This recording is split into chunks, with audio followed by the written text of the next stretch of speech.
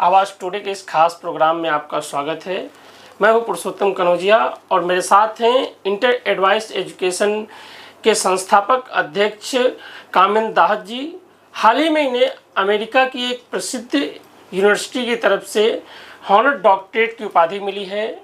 या उपाधि उन्हें क्यों मिली है, कैसे मिली, किस तरह से वो समाज में काम कर रहे हैं और शिक्षा के क्षेत्र में उनका क्या योगदान है, इन सभी प्रश्नों का जवाब जानने के लिए हम उनसे चर्चा करेंगे। आइए उनसे हम बात करते हैं। सर, आपका बहुत बहुत स्वागत है हमारे आवाज़ टुडे के इस प्रोग्राम में। सर, हम जानना चाहेंगे कि आपके लिए ये प्रोफेशनल और पर्सनल तौर पर ये हॉनर की जो उपाधि आपको मिली है कितना महत्व रखती है? ये जो अवार्ड हमें मिला है honorary doctorate Saint Martinus University की तरफ से, और ये सेंट मार्टिनस यूनिवर्सिटी की 25वीं एनिवर्सरी थी। बहुत खुशी का मौका था, बहुत प्राउड का मौका था सभी लोगों के लिए।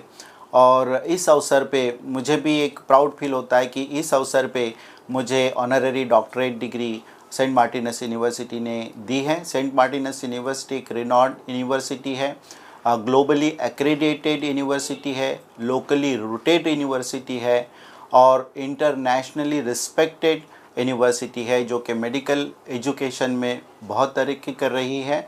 और यहाँ पे काफ़ी सारे इंडियन छात्र, ऑस्ट्रेलियन छात्र, अमेरिका और कनाडा के छात्र भी पढ़ाई कर रहे हैं। जो अवार्ड्स मिलते हैं या ये ऑनररी डॉक्टरेट हमें दी गई है, तो ये कोई ओवरनाइट का जो परिश्रम है उससे नहीं होता है। ये परिश्रम एक व्यक्ति का भी नहीं होता है। मैं मानता हूँ कि ये ऑनररी डॉक्टरेट मुझे मिली है, लेकिन इसके पीछे काफ़ी सारा परिश्रम और लोगों का भी होता है। जैसे कि मेरी टीम है डेडिकेटेडली, जो कि मेरे विज़न के ऊपर काम कर रही है। हम जो मिशन बनाए हैं, जो भी काम आता है, वो लोग डेडिकेटेडली करते हैं। उनका बहुत सहयोग और सहकार्य मुझे है। दूसरा, मैं श्रेय देना चाहूँगा मेरी फैमिली को। मेरी वाइफ है, मेरी बेटी है, जो कि मेरा फैमिली का डेडिकेटेड टाइम जो होता है, फैमिली टाइम, वो मुझे अनुमति देते हैं कि यस, आप अपने काम में लगाइए, अपने मिशन में लगाइए। तीसरा ये है कि जो भी जानते अजानते हुए सारे छात्र है या उनके जो पेरेंट्स है, इन्होंने मुझ पे विश्वास रखा है और वो विश्वास के तहत ही मैं काम कर सका हूँ। अगर उनका विश्वास नहीं होता तो मैं ये काम नहीं कर पाता। उन्होंने मेरे मिशन पे, मेरे विजन पे विश्वास रखा और यहाँ तक हम पहुँचे हैं। सो डेफिनेटली ये जो हमें सम्मान मिला है, ये ऑनररी डॉक्टरेट से सम्मानित किया गया है, तो ये मेरी प्रोफेशनल ग्रोथ के तौर पर मैं लेता हूँ। और इससे ज़रूर मुझे हमारी उम्मीदें और बढ़ जाती है और हमें और प्रेरणा मिलती है कि हम समाज के हित में, छात्रों के हित में, एजुकेशन के हित में और ह्यूमैनिटी के हित में और ज़्यादा काम करें और अपने आप को ही नहीं तो समाज को आगे बढ़ाएं। आपकी जो संस्था है inter advice education private limited, ये छात्रों को किस तरह से प्रेरित करती है और आप इसके माध्यम से छात्रों के बीच किस तरह से काम करते हैं? इंटर एडवाइस का जो निर्माण हुआ है, वो उसके पीछे यही है कि छात्रों की जो समस्याएं होती है उसको हम कैसे सॉल्व करें। जब मैं लंदन में था, मैंने अपना MBA वहाँ से किया और उसके बाद मैं एक एजुकेशन संस्था में काम कर रहा था। काफ़ी छात्रों से तभी मिला और मैंने देखा कि ये छात्र इंडिया से, पाकिस्तान से, बांग्लादेश से, श्रीलंका से और अन्य साउथ कोरिया जैसे देशों से यहाँ पे आते हैं, काफ़ी सारा पैसा लगाते हैं, लेकिन उनको दिशा पता नहीं कि ये एजुकेशन हम करेंगे उसके बाद क्या करना है, हमें ये एजुकेशन करने के बाद इसके फल कैसे मिलेंगे। इसके लिए जो भी उनको मार्गदर्शन चाहिए था, वो मार्गदर्शन करने के लिए हमने ये संस्था का जो ये उद्देश्य रखा है और ये संस्था का हमने स्थापना की है इंटर एडवाइस, वो नाम हमने ऐसे चुना है, इंटरनेशनल एजुकेशन एडवाइज़र। तो ये इंटरनेशनल एजुकेशन एडवाइज़र मतलब जो भी अन्य देशों से आपको कोई अन्य देश में पढ़ाई करने के लिए जाना है, तो मेन फोकस आपका क्या होना चाहिए? तो आपका फोकस होना चाहिए करियर। आपने गोल सेट करने हैं, long term goal, short term goal, वो किस तरह से सेट करने हैं। और वो जब आप जा रहे हो तो आपको ये देखना है कि कौन से सब्जेक्ट के लिए हम जा रहे हैं, हमारी कैपेसिटी क्या है, हमारे पेरेंट्स की फाइनेंशियल पोजीशन क्या है, अगर हम लोन भी ले रहे हैं तो उसको हम ये रिटर्न कैसे कर सकते हैं, आरओआई हमारा कैसे होगा। तो ये सारी बातों पे हमने काम किया है और ये संस्था हमने बनाई है। ये संस्था बनाने के बाद बहुत सारे आज तक हज़ारों छात्रों को हमने मार्गदर्शन किया है और मुझे गर्व है कि हमारे सारे छात्र बहुत अच्छे से इंटरनेशनल लेवल पे अपना करियर कर रहे हैं। काफ़ी सारे छात्र जो है आज एंटरप्रेन्योर बन गए हैं बाहर जाके, काफ़ी सारे छात्र जो है अच्छी बड़ी कंपनियों में सीईओ बन गए हैं, काफ़ी सारे छात्र जो है अमेरिका में डॉक्टर्स बने हैं, यूनाइटेड किंगडम में डॉक्टर्स बने हैं, भारत में तो डॉक्टर बने ही हैं। तो doctor, engineer, lawyer, accountant, CA, ये सारे आर्ट एंड डिज़ाइन में भी हम काम करते हैं। तो सारे कोर्सेस में हमने काम किया है और जो यूनिवर्सिटीज़ है करीबन 20 कंट्रीज़ में हम काम कर रहे हैं। और ये 20 कंट्रीज़ की जो अच्छी अच्छी यूनिवर्सिटी है वो सारी यूनिवर्सिटी हमारे पास है। और जिस तरह से स्टूडेंट की प्रोफाइल है, वो प्रोफाइल को असेसमेंट करने के बाद जो स्टूडेंट के लिमिटेशंस है, वो लिमिटेशन जानने के बाद हर स्टूडेंट के लिए हम रास्ता दिखाते हैं। और वो रास्ता इंटर एडवाइस के पास है। आपके मार्क्स कम हैं, आपके इंग्लिश के प्रॉब्लम्स है, आपको पैसे कम में जाना है, फीस कम है चाहिए, आपको लोन नहीं हो रहा है और कोई फाइनेंशियल आपको स्कॉलरशिप्स की ज़रूरत है, तो ये सारी ज़रूरतें जो छात्र की होती है, वहाँ पे जाने के बाद अकोमोडेशन, उनका जो अकाउंट ओपन करना है वो, उनका टैक्स नंबर, ये सारी बातों पे हम काम करते हैं। और हमारा बहुत बड़ा नेटवर्क है स्टूडेंट का। ये नेटवर्क के साथ ये जो नया बच्चा जाता है उसको हम कनेक्ट कर देते हैं, तो वो कनेक्शन के वजह से उसको एक प्लेटफॉर्म मिल जाता है, तो काफ़ी सारी उसकी समस्याएं वहीं पे सॉल्व हो जाती है। सर, इस जर्नी में आप जैसे नेशनल और इंटरनेशनल दोनों स्तर पे काम करते हैं, तो इस जर्नी में आपको सबसे चुनौतीपूर्ण और यादगार पल कौन से रहे आपके? जी, काफ़ी अच्छा सवाल है। नेशनल लेवल पे और इंटरनेशनल लेवल पे हम जब काम कर रहे हैं तो ये दो बातें हैं इसमें कि यहाँ पे जब हम इंडिया में काम करते हैं, बहुत सारे एजुकेशन इंस्टीट्यूट है इंडिया के भी, तो इन एजुकेशन इंस्टीट्यूशन में हम जाते हैं, वहाँ पे हम सेमिनार करते हैं। हमने यहाँ पे देखा है कि सारे छात्र जो हमारे इंडिया के हैं, उनका फाइनेंशियल जो प्रॉब्लम होता है उसके वजह से वो इंटरनेशनल एक्सपोजर के लिए नहीं जा सकते हैं, 20 लाख 30 लाख नहीं दे सकते। तो उसके लिए हमने एक और प्रोग्राम ढूंढ निकाला है। हमने फॉरेन यूनिवर्सिटी से मिल के इनके लिए एक 15 दिन का, 1 महीने का इंटरनेशनल एक्सपोजर के लिए एक समर स्कूल प्रोग्राम बनाया है। तो वो प्रोग्राम में भी काफ़ी सारे छात्र जाते हैं और उनको काफ़ी उसमें एक्सपोजर मिलता है। अभी ये जो दिक्कतें हैं इसमें 2-3 बातें होती है कि कभी कभी क्या होता है कि जब हम इंडिया से वीज़ा लेते हैं तो वीज़ा में कभी कभी बहुत सारा डिले होता है, प्रोग्राम स्टार्ट हो जाता है, ठीक है, तो ये एक प्रॉब्लम्स हमारे पास आती है। दूसरी, यहाँ पे इंडिया में जो फाइनेंशियल इंस्टीट्यूशन है, बहुत सारी बैंक, तो बहुत सारे बैंकों को जो होता है वो स्टेटमेंट देते हैं, स्टेटमेंट सिर्फ निकाल के देते हैं, लेकिन वीज़ा के लिए वो स्टेटमेंट उनके लेटर हेड पे चाहिए।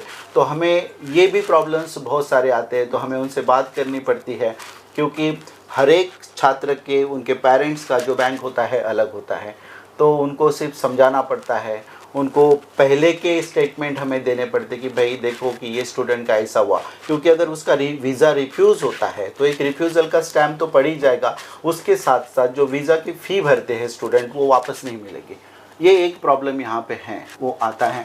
दूसरी बात है, हमारे छात्र जो है जब विदेशों में पढ़ाई करने के लिए जाते हैं तो एक कंपलसरी है कि उनको जो एजुकेशन इंस्टीट्यूट से इंडिया में उन्होंने पढ़ाई की है वहाँ के कम से कम 2 प्राध्यापक, 2 टीचर्स उनको लिख के दे कि उन्होंने किस किस स्किल में अच्छा किया है, किस किस क्षेत्र में अच्छा काम किया है, तो उसको रिकमेंडेशन लेटर्स कहते हैं। तो यहाँ पे भी दिक्कतें आती हैं बहुत सारी बार।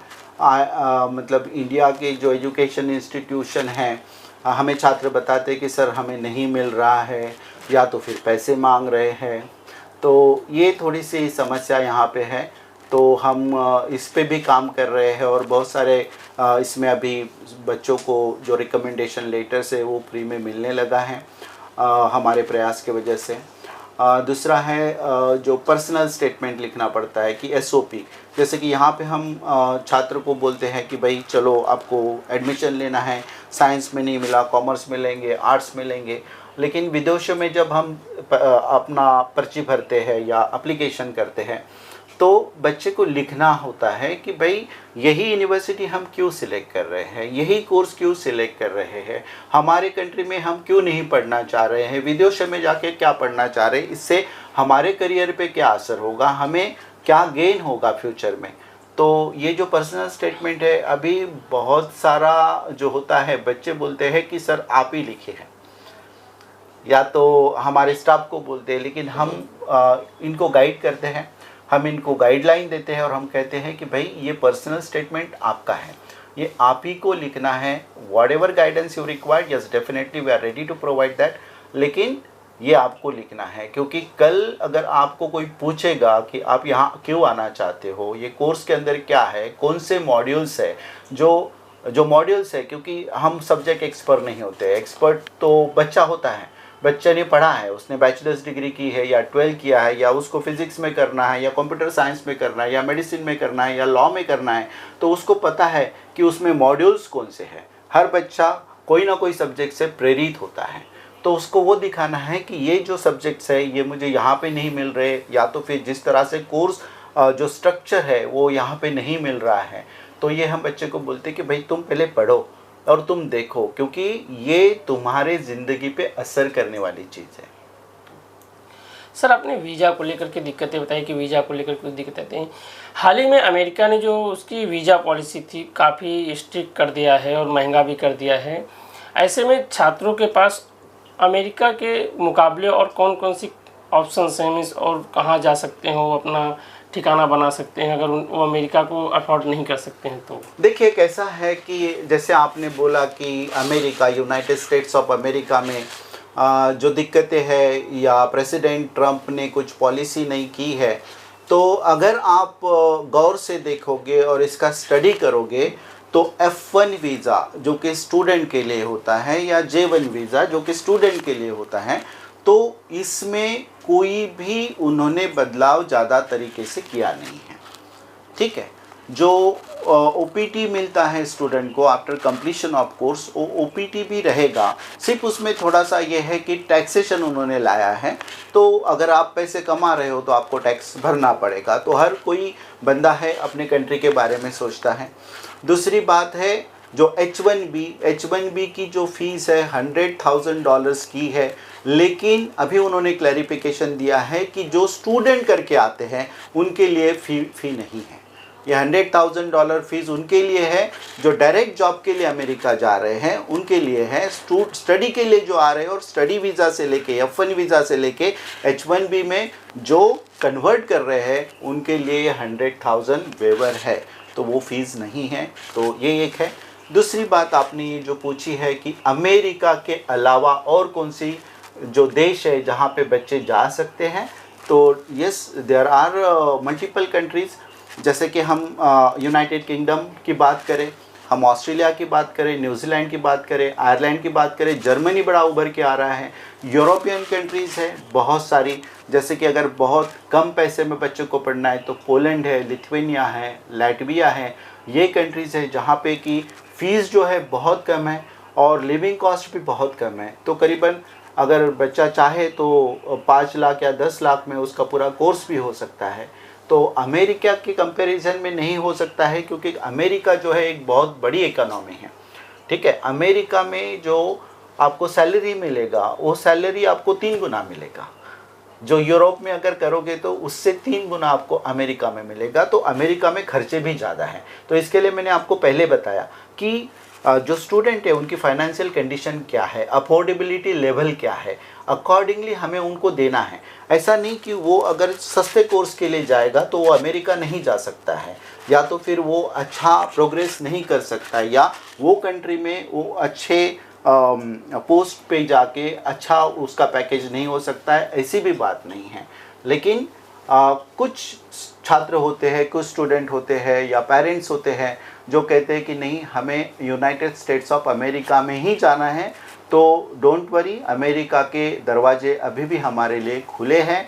और आपके लिए अगर आपके बहुत सारे रूमर्स है, अगर आपको ठीक से करना है जो प्रोसेसिंग है और सारी बातें पहले आप क्लियर कर लीजिए, और उसके लिए आप हमारी कंसल्टेंसी ले सकते हो बिल्कुल मुफ्त में। इसके लिए कोई चार्जेस आपको नहीं पड़ेंगे। सर, जैसा कि आप एडवाइज़र के साथ मोटिवेशनल स्पीकर का भी काम करते हैं और आप हमेशा वैल्यू बेस्ड एजुकेशन की बात करते हैं, what is the definition of your education? Very good. मैं ये कहना चाहूँगा कि education is a not book, education is not happening only in the classroom. Education जो होता है, education should train your mind to think properly. Education must provide the training to your mind how to think and how to become a best version of yourself. आप में कैसे बदलाव ला सकता है। बहुत सारे पेरेंट्स हैं, छात्र हैं, इनको मैं अभी ये संदेश देना चाहता हूँ कि जो आप कर रहे हो कि भाई मुझे एक कोर्स करके कितना पैकेज मिलेगा, ये एजुकेशन नहीं है। मुझे ये पैकेज मिलना है इसके लिए मुझे पढ़ना है, नहीं, मुझे पढ़ना है समाज में और अपने आप में बदलाव लाने के लिए। जब आप बदलाव लाओगे, कोई तो भी एजुकेशन की तरफ अगर आप ये दृष्टि से देख रहे हो कि नहीं मैं ये पढ़ूंगा तो मुझे ये मिलेगा, नहीं, अगर मैं ये पढ़ूंगा, ये मुझे पढ़ना है बदलाव लाने के लिए। बदलाव वो समाज में होगा, बदलाव वो एजुकेशन में होगा, बदलाव वो ह्यूमैनिटी में होगा, बदलाव वो अपने आप में होगा, बदलाव वो आपकी सोच में होगा, वो समाज की सोच में होगा। और एजुकेशन यही काम करता है। आपको पता रहेगा APJ अब्दुल कलाम, जो कि साइकिल पे, जो उनके पास कोई ट्रैवलिंग के लिए कुछ नहीं था, तो साइकिल पे छोटी छोटी चीज़ें जाके मिसाइल बनाया उन्होंने, ठीक है। तो उन्होंने ये नहीं सोचा कि इसके वजह से मुझे कितने पैसे मिलेंगे या मैं प्रेसिडेंट बनूंगा। उनको वो करना था, उनका पैशन था। वो पैशन के लिए आपने करना चाहिए, पैकेज के लिए नहीं करना चाहिए। आपने जो करना है टीम वर्क के लिए करना है, आपने कंपटीशन के लिए नहीं करना है।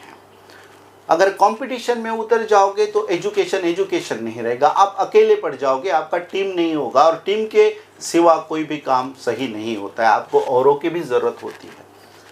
तो मैं यही कहूँगा, जैसे कि अभी एक एग्ज़ाम्पल हम लेते हैं ज़ोमैटो का। ज़ोमैटो IIT से बंदे ने पास किया है, बराबर है। उनको नौकरी नहीं करनी थी। उन्होंने क्या देखा कि बहुत सारे लोग हैं जिनको खाना चाहिए, घर पे चाहिए। बहुत सिंपल कंसेप्ट है, बराबर। लेकिन ये दिमाग में आ गया, उसके लिए ऐप बनाया उन्होंने। आज कितने सारे लोग काम कर रहे हैं। तो यहाँ पे समाज में रोजगार हो गया, ठीक है, लोगों को खाने पे मिल गया। जो होटल्स हैं उनको भी ज़्यादा करके रेवेन्यू मिल गया, ठीक है। तो इस तरह से अगर हमारी सोच रहेगी, एजुकेशन इसको कहेंगे, इसको हम कहेंगे कि education will build the concept, education will help the society, education will help yourself, ठीक है। तो ये सारा अगर हम कंसेप्ट लेके चलते हैं तो एजुकेशन के सही मायने में आप एजुकेशन लेके अपने आप में और समाज के उद्धार के लिए बदलाव ला सकते हो।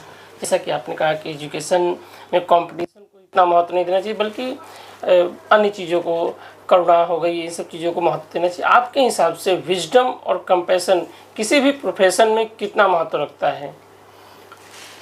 देखिए, सारे जो प्रोफेशन हैं, विजडम ये तो आता ही है, ठीक है। कंपैशन तो होना ही चाहिए, क्योंकि जैसे कि एक एक हम ऑर्गेनाइजेशन की बात करते हैं। अगर ऑर्गेनाइजेशन कोई भी है और ऑर्गेनाइजेशन में सपोज 4 लोग हैं और 4 लोग ये कर रहे हैं कि भाई इसको मुझे काम नहीं करने देना है, वो बोल रहा है कि इसको मुझे काम नहीं करना देना है, ठीक है, तो ऑर्गेनाइजेशन चलेगी क्या?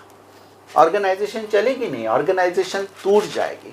तो एजुकेशन में ये हमको सिखाना है। विजडम वहीं से आता है, कंपैशन से ही आता है, ठीक है। तो हमें करुणा ये भाव तो होना ही चाहिए, दया दूसरे के प्रति होनी चाहिए। उसके साथ साथ हमें सपोर्टिव नेचर बनाना है। एजुकेशन क्या बनाएगा? सपोर्टिव नेचर बनाएगा कि अगर कोई काम करना है तो मुझे उससे सपोर्ट करना है। अगर कोई फर्स्ट आ रहा है तो फर्स्ट आना नहीं चाहिए, इसके लिए उसके पढ़ाई में बाधा डालना, ये एजुकेशन नहीं सिखाता है।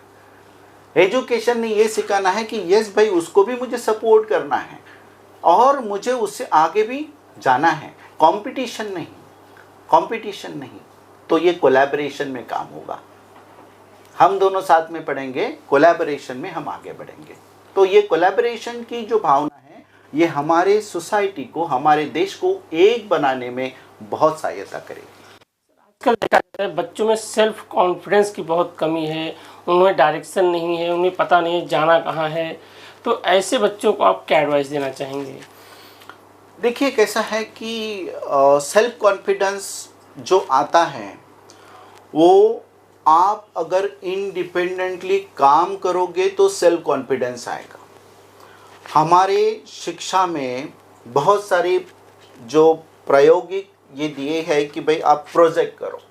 फॉर एग्जांपल, प्रोजेक्ट बनाना है बच्चों को। प्रोजेक्ट क्यों बनाना है? क्योंकि प्रोजेक्ट बनाते बनाते बहुत सारी चीज़ें वो सीखेगा। वो फेल्योर होगा लेकिन फेल्योर भी उसे सिखाएगा, बराबर है। वो उसका टॉलरेंस बढ़ाएगा। अरे नहीं, ये नहीं, ऐसा नहीं हो रहा है, तो क्रिटिकल थिंकिंग, नहीं ये ऐसा नहीं हो रहा है तो इसको कैसे करना है, क्रिटिकल थिंकिंग डेवलप होगी। लेकिन आज हम क्या कर रहे हैं? पेरेंट्स जा रहे हैं दुकान से प्रोजेक्ट ला रहे हैं, स्कूल में सबमिट कर रहे हैं। तो हम क्या कर रहे हैं कि बच्चों के ये सारे जो स्किल है जो डेवलप होना चाहिए वो डेवलप नहीं हो रहे हैं। इसके लिए बच्चे के पास टॉलरेंस नहीं है, कॉन्फिडेंस नहीं है, ठीक है। तो ये कॉन्फिडेंस आने के लिए हमें उसको थोड़ा इंडिपेंडेंट भी रखना है। हम हर चीज़ बच्चे को दे रहे हैं, ये चाहिए हाँ ले लो, ये चाहिए ले लो, लेकिन कभी उसको नहीं मिलता है, अरे यार मैं 1 मार्क्स से मुझे एडमिशन नहीं मिला, देन वो जाके सुसाइड करता है, क्योंकि उसके पास टॉलरेंस नहीं, उसको हमने सिखाया ही नहीं। ये सिखाने की बहुत ज़रूरत है और ये एजुकेशन सिखा सकता है। जैसे कि हमारे पास स्पोर्ट्स है, स्पोर्ट्स के जो आजकल टीचर्स होते हैं वो काफ़ी सारे लेवल पे बड़े बड़े काम कर रहे हैं। हम खेल कूदों में भी हमारा देश आगे बढ़ रहा है। लेकिन जब हम शिक्षक थे तो हमें पता है कि भाई ये जो फिज़िकल एजुकेशन के जो पीरियड्स होते हैं वो मैथमेटिक्स और इंग्लिश के लिए इस्तेमाल किए जाते हैं। जब मैथमेटिक्स इंग्लिश के लिए इस्तेमाल करते हैं तो जो फिजिकल एजुकेशन में उसकी डेवलपमेंट होनी है, फिजिकल एजुकेशन में फिजिकली उसको डेवलप करना है, उसको टीम वर्क की जो वैल्यू है वो आनी चाहिए, वो नहीं होता है। क्योंकि हम पढ़े हैं कंपटीशन में, मुझे मार्क्स चाहिए, मुझे 100 में से 100 मार्क्स चाहिए। कोई तो पेरेंट्स ऐसे होते हैं 100 में से 99 मिले तो भी कुछ नहीं है, ये 1 मार्क्स गया कहाँ। सो ये मार्क्स की कंपटीशन नहीं, ये एजुकेशन नहीं देगा। एजुकेशन सही मायने में नहीं देगा, वो सिर्फ एग्ज़ाम के लिए प्रिपरेशन होगा, वो सिर्फ एग्ज़ाम के लिए कंसंट्रेट करेगा बच्चा।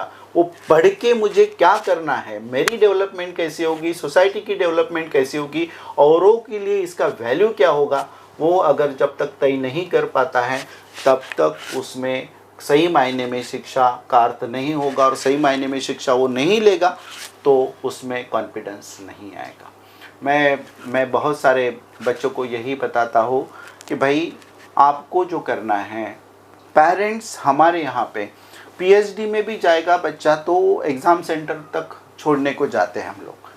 देखो यहाँ पे हम लोग जब खुद से कोई चीज़ करते हैं आज भी, तो हम कुछ सीखते हैं, हम नया सीखते हैं। हमारे सामने बच्चे आते हैं, बहुत सारे सवाल पूछते हैं, बच्चों से हम सीखते हैं। अगर पेरेंट्स से ही बच्चों को सब कुछ करके दे, बना बनाया मिल जाए, तो वो सीखेगा क्या?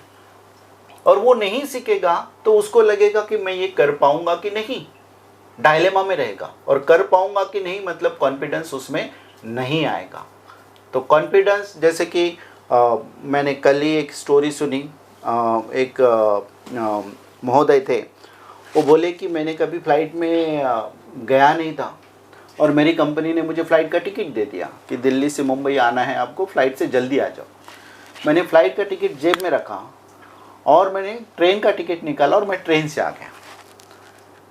तो लैक ऑफ कॉन्फिडेंस, क्योंकि खुद होके, अगर इसमें क्या होता है, शिक्षा का यहाँ पे बड़ा महत्व होता है कि हमें करके देखना है। जैसे मैंने प्रोजेक्ट का आपको एग्जांपल दिया कि हमें करके देखना है। हाँ, मालूम नहीं है, लेकिन डेयरिंग तो होना चाहिए कि भाई मुझे फ्लाइट में जाना है, मुझे सीखना है। क्या होगा, मुझे 4 लोगों को सवाल पूछना पड़ेगा। 4 लोग बोलेंगे यार इसको कुछ आता नहीं है, ठीक है कोई बात नहीं है, आता नहीं है। तो जो फेल्यूर होता है, that is the first step for the success. तो ये हम चल के देखेंगे तो ज़रूर हम लोग आगे बढ़ेंगे, क्योंकि हर इंसान को सब कुछ नहीं आता है। हर इंसान को सब कुछ नहीं आता है कि जैसे मैंने आपको ये एग्जांपल दिया, ये अगर हम जो शहर के लोग हैं, बांद्रा का कोई बच्चा ले लेते हैं और उसको बोलते हैं फ़्लाइट में जाओ, तो वो बिना झिझकिचाए हुए चला जाएगा, ठीक है।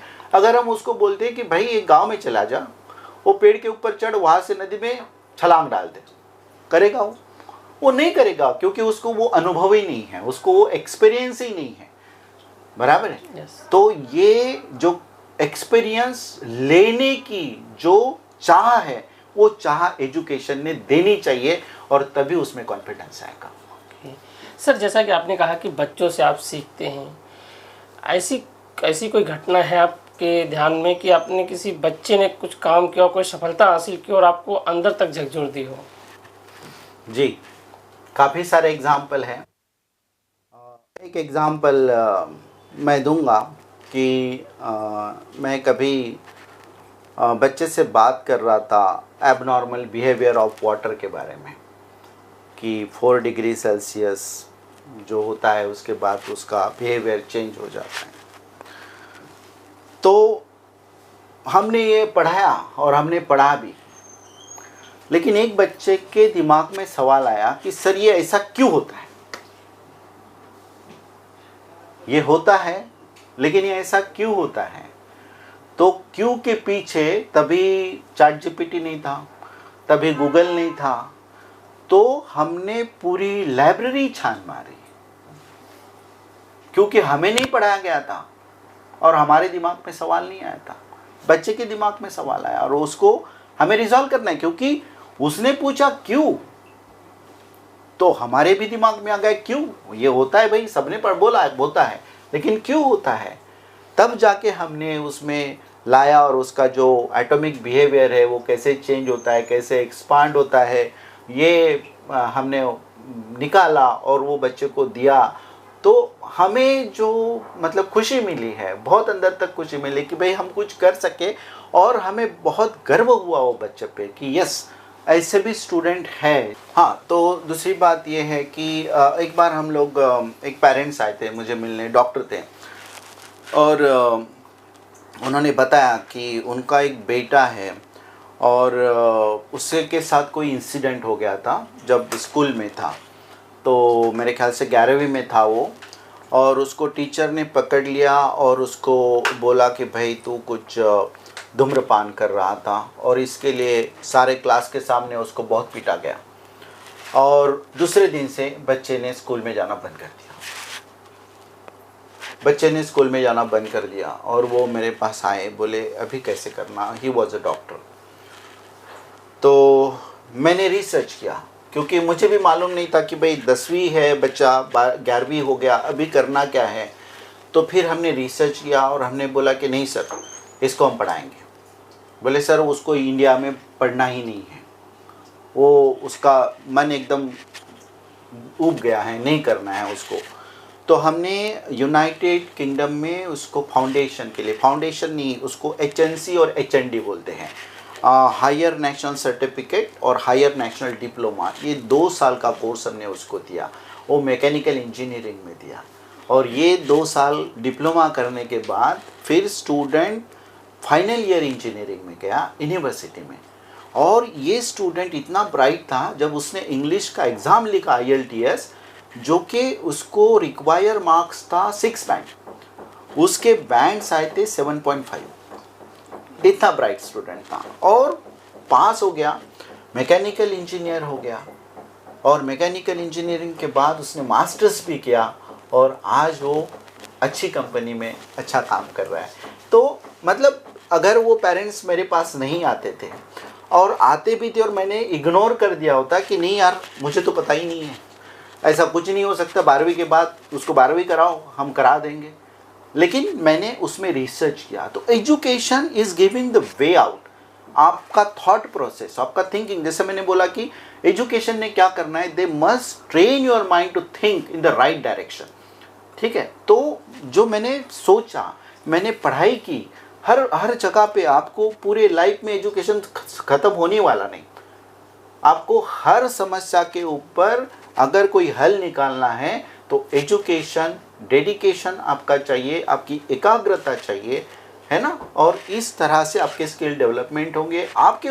क्योंकि मुझे मालूम नहीं था, मुझे कॉन्फिडेंस बिल्ड हो गया। अगर आगे वैसी केस मेरे पास आई तो मुझे पता है कि उसको क्या सोल्यूशन देना है।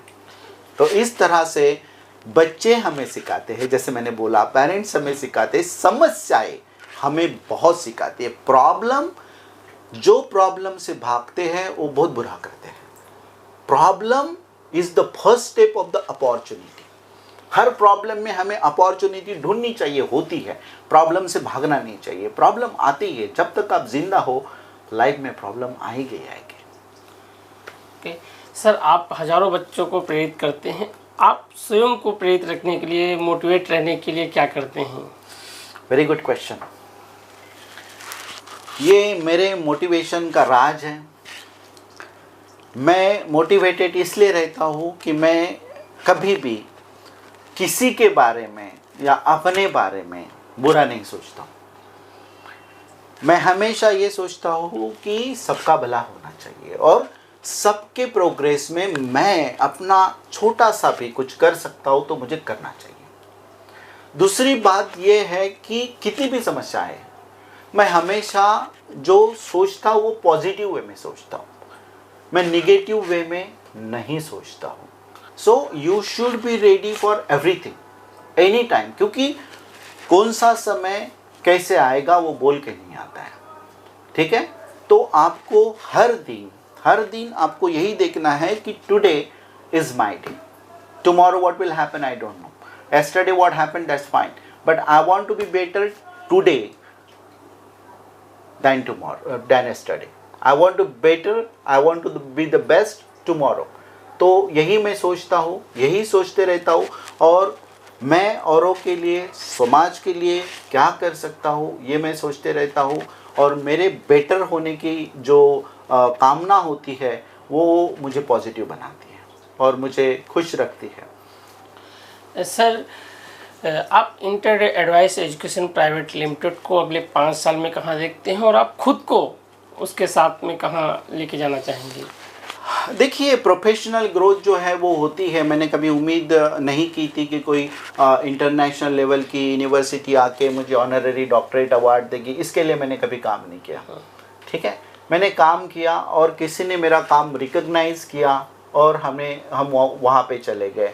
हमने कभी, जब हमने ये कंपनी शुरू की थी तो हमारे पास एक रिसेप्शनिस्ट और एक ये थे, एप्लीकेशन टीम थी और मैं था। ठीक है, तो हमने कभी सोचा नहीं कि ये कंपनी इतनी बढ़ जाएगी, लेकिन हमने विश्वास के साथ काम किया, हमने मिशन बन के काम किया। हमने अपने स्वार्थ के लिए या ये इससे हमें कितना फ़ायदा मिलेगा ये कभी नहीं किया और आज भी नहीं करना चाहूँगा। मैं यही प्रार्थना करता हूँ कि कभी ये सोच मेरे दिमाग में ना आए, कभी ये सोच मेरे दिमाग में ना आए और मैं ज़्यादा से ज़्यादा बच्चों को प्रेरित कर सकूँ, ज़्यादा से ज़्यादा सिटी में ही नहीं तो देहातों में भी जाके हमने काम किया है और मैं करते रहूँगा।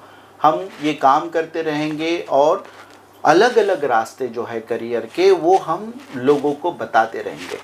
मैं ये चाहता हूँ कि कोई भी ये ना समझे देहातों में रहने वाला इंसान है या वो उसको इतना मालूम नहीं है, नहीं, जो भी इंसान है वो इंसान है, उसके पास क्वालिटी है, उसके पास गट है, उसको एक्सपोजर नहीं है, उसके लिए वो पीछे है।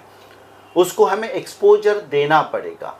वो एक्सपोजर हम दे सकते हैं और ज़्यादा से ज़्यादा लोगों को हम कम कॉस्ट में या फ्री में किस तरह से इंटरनेशनल एक्सपोजर दे पाए, ये हम करना चाहते हैं। और अगले 5 साल में मैं ये चाहूँगा कि पूरे भारत में कम से कम 25 से 30% छात्रों को हम ये एक्सपोजर दे पाए, उनके करियर का हम हिस्सा बन पाए, उनके ग्रोथ का हम हिस्सा बन पाए। बस यही मैं चाहता हूँ। अगर कोई स्टूडेंट्स या पेरेंट्स आपसे जुड़ना चाहें, मिलना चाहें, तो किस तरह से संपर्क कर सकते हैं, ज़रा बताएंगे आप? जी, अगर किसी को भी आपको कोई समस्या है, कोई प्रॉब्लम है, या आप तय नहीं कर पा रहे हो कि मुझे किस तरह का करियर करना है, कहाँ पे मुझे एडमिशन लेनी है और कौन सी मुझे प्रॉब्लम्स आने वाली है, तो किस तरह से स्कॉलरशिप कहाँ पे अवेलेबल है, ये जो भी जानकारी अगर आपको चाहिए आप हमारे वेबसाइट पे जा सकते हो www.igplcareer.com, या तो आप हमारे फेसबुक पेज से, हमारे इंस्टाग्राम पेज से, या तो अगर गूगल में आप जस्ट टाइप कर दो कामेंद्र दहाट तो आपको हमारी सारी कुंडली आ जाएगी, सारा नंबर्स आ जाएगा और ईमेल एड्रेस आ जाएगा। आप वहाँ पे हमें संपर्क कर सकते। और हमारा जो ऑफिस है ये नवी मुंबई में है, शिव सेंटर बिल्डिंग में 3रे मंजिल पे 321 और 322 नंबर का, और यहाँ पे वाशी में नवी मुंबई में सेक्टर 17 में आप आ सकते हो। या तो फिर अलग अलग जो सिटीज़ है वहाँ पे भी हमारे एसोसिएट्स, हमारे ब्रांचेस है, जैसे कि अकोला हो गया, इधर पुणे हो गया, पुणे में हमारे 2 ऑफिसेस है, उसके बाद कोलकाता हो गया या हैदराबाद हो गया या बेंगलोर हो गया, तो नेरुल हो गया। तो अलग अलग शहरों में भी हमने आपकी सुविधा के लिए हमारे लोग बैठे हैं, हमारे काउंसलर बैठे हैं, उनसे जाके आप संपर्क कर सकते हैं, वो आपकी समस्या का समाधान ज़रूर देंगे। सर, आपकी तरफ से एक पुस्तक भी लॉन्च की गई है, क्या है वो पुस्तक, जरा आप उस पुस्तक के बारे में बताना चाहेंगे? तो छात्रों तक हमें पहुंचना है, सारे लोग तो हमारे ऑफिस तक नहीं पहुंच सकते, इसके लिए हमने इंटरनेशनल लेवल पे एक बुक प्रकाशित की है। और ये जो बुक है इसका नाम है विंग्स टू फ्लाई। और ये विंग्स टू फ्लाई अगर आप पढ़ोगे तो इसमें आपको सारी जानकारी मिलेगी, right from application to visa, how to build your career, और उसके बाद आपको किस तरह से कल्चरल शॉक्स मिल सकते हैं, आपको जो वहाँ पे जॉब करनी है तो उसके ऊपर क्या रेस्ट्रिक्शंस होते हैं, आपको स्कॉलरशिप किस तरह से मिल सकती है, और आपको फाइनेंशियल इंस्टीट्यूट से हेल्प किस तरह से मिल सकती है। तो ये सारी जो बातें हैं ये बुक में आपको मिल जाएगी। तो this is the true guide for every student who is willing to build their career at international level. तो ये एक बुक है। दूसरी बुक हम तुरंत ही जल्द ही आ रही है, वो पब्लिकेशंस में है, और वो भी एक बहुत मोटिवेशनल बुक है, how to train your mind to become a best version of yourself. तो ये बुक भी आपको बहुत सहायता देगी और ये मोटिवेट करेगी आपका करियर इंटरनेशनल लेवल पे बनाने के लिए। और ये बुक आपको अमेज़न और फ्लिपकार्ट पे भी अवेलेबल है। शुक्रिया आप हमारे साथ जुड़े इसके लिए, और आपको एक बार और बधाई कि आपको इतनी बड़ी ऑनर की उपाधि मिली है। आपको अच्छे भविष्य की हम कामना करते हैं। तो ये थे inter advice education private limited के संस्थापक कामेंद्र दाहत जी, जिन्हें हाल ही में अमेरिका की यूनिवर्सिटी से हॉनर डॉक्टरेट की उपाधि मिली, और इन्होंने बताया कि किस तरह से बच्चों को मोटिवेट करते हैं और बच्चे किस तरह से इंटरनेशनल एक्सपोजर प्राप्त कर सकते हैं इनके साथ जुड़ के, और अंतर्राष्ट्रीय स्तर का एजुकेशन और भारत के एजुकेशन में किस तरह से बच्चों को आगे बढ़ने का मौका देते हैं। तो आप जुड़े रहिए आवाज़ टुडे के साथ इसी तरह के अन्य प्रोग्राम्स के लिए। धन्यवाद। आपकी आवाज़ आपकी खबर, जुड़े रहिए आवाज़ टुडे के साथ। और सब्सक्राइब करना ना भूलें।